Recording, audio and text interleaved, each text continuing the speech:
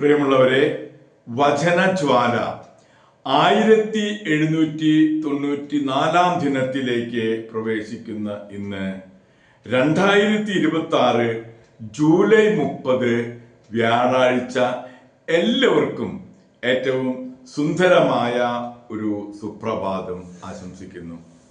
ഇന്ന് നമ്മൾ ദാനിയേലിന്റെ പുസ്തകത്തിൽ 8-ാം അധ്യായം 15 മുതൽ 27 വരെയുള്ള തിരുവാക്യങ്ങളാണ് നാം ശ്രവിക്കുക. ദാനിയേലായ ഞാൻ ഈ ദർശനം ഗ്രഹിക്കാൻ ശ്രമിച്ചുകൊണ്ടിരിക്കെ ഇതാ എൻ്റെ മുൻപിൽ മനുഷ്യരൂപമുള്ള ഒരുവൻ നിൽക്കുന്നു.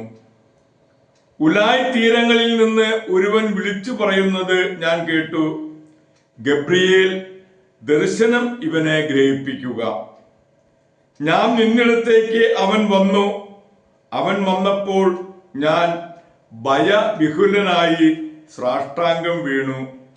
അവൻ എന്നോട് പറഞ്ഞു, മനുഷ്യപുത്ര, ഗ്രഹിച്ചുകൊള്ളുക, ഈ ദർശനം അവസാന കാലത്തേക്കുള്ളതാണ്.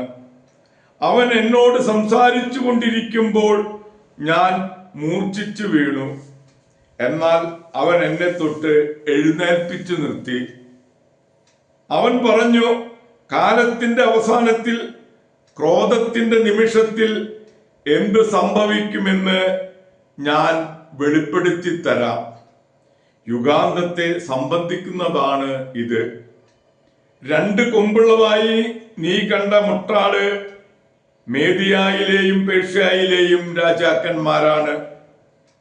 കോലാട്ടുകുറ്റൻ യവന രാജാവാണ്. അവന്റെ കണ്ണുകൾക്കിടയിലുള്ള വലിയ കൊമ്പ് ആദ്യത്തെ രാജാവാണ്. തകർക്കപ്പെട്ട കൊമ്പിന്റെ സ്ഥാനത്ത് മറ്റേ 4 മുളച്ചതുപോലെ അവന്റെ രാജ്യത്ത് നിന്ന് 4 രാജ്യങ്ങൾ ഉദയം ചെയ്യും. പക്ഷേ അവന്റെ ശക്തി അവർക്കുണ്ടായിരിക്കുകയില്ല. അവരുടെ ഭരണത്തിന്റെ അവസാന ഘട്ടത്തിൽ പാപികളുടെ അതിക്രമം പൂർണ്ണരൂപം പ്രാപിക്കുമ്പോൾ ഉഗ്രഭാവമുള്ളതും തന്ത്രശാലിയുമായ ഒരു രാജാവ് ഉയർന്നു വരും. അവന്റെ ശക്തി വലുതായിരിക്കും. അവൻ ഭീകരനാശങ്ങൾക്ക് കാരണമാകും. തന്റെ പ്രവൃത്തികളെല്ലാം അവൻ വിജയിക്കും. ശക്തരെയും പരിശുദ്ധരെയും അവൻ നശിപ്പിക്കും. കൗശലം കൊണ്ട് അവൻ വഞ്ചന നിറഞ്ഞ മാർഗങ്ങളിൽ വിജയിക്കും. അവൻ അതിരറ്റ് അഹങ്കരിക്കും. മുന്നറിയിപ്പ് കൂടാതെ അവൻ അനേകരെ നശിപ്പിക്കും. രാജാതിരാജനെതിരെ പോലും അവൻ പൊരുതും. എന്നാൽ അവൻ തകർക്കപ്പെടും. മനുഷ്യകരം കൊണ്ട് ആയിരിക്കുകയില്ല.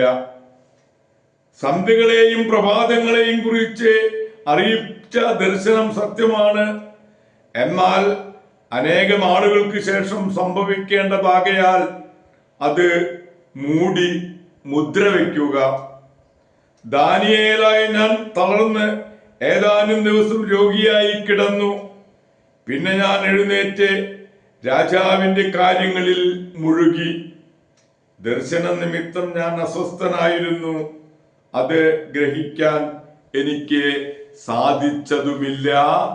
ദൈവത്തിന്റെ തിരുവചനമാണ് നാം ശ്രവിച്ചത്. പ്രിയമുള്ളവരെ, ആഗോള കത്തോലിക്ക സഭയിൽ ഇന്ന് മെത്രാനും വേദപാരംഗതനുമായ വിശുദ്ധ പീറ്റർ ക്രിസോളഗസുവിനെ അനുസ്മരിക്കുന്ന പൻസുദിനം. റോമായുടെ തലസ്ഥാനമായ സുവന്നയിലെ മെത്രാനായിരുന്നു സ്വർണവചസ് എന്നർത്ഥമുള്ള ക്രിസോളഗസു. തന്റെ രൂപതയിലെ പല തെറ്റുകളും അന്ധവിശ്വാസങ്ങളും തിരുത്താൻ കൊച്ചു കൊച്ചു പ്രസംഗങ്ങളിലൂടെ ശ്രമിച്ചുകൊണ്ടിരുന്നു. സുഹൃത ജീവിതവും വിദ്യാഭ്യാസവും അടുത്തടുത്ത് വിശുദ്ധ കുർബാന സ്വീകരിക്കാനും അദ്ദേഹം നിഷ്കർഷിച്ചിരുന്നു. മരണത്തിനോടടുത്ത് അദ്ദേഹം ജന്മനാട്ടിൽ മടങ്ങി. അധികം വൈകാതെ നിത്യസമ്മാനത്തിന് വിളിക്കപ്പെട്ടു. പ്രിയമുള്ളവരെ, വിശുദ്ധ പീറ്റർ ക്രിസോളഗസിന്റെ മധ്യസ്ഥം യാചിച്ച് ഇന്നത്തെ ഈ നല്ല ദിവസത്തിലേക്ക് നമുക്ക് പ്രവേശിക്കാം. എല്ലാവർക്കും നല്ല ഒരു വ്യാഴാഴ്ച ദിവസം ആശംസിക്കുന്നു. ദൈവം നമ്മെ ഓരോരുത്തരെയും സമൃദ്ധമായി അനുഗ്രഹിക്കട്ടെ.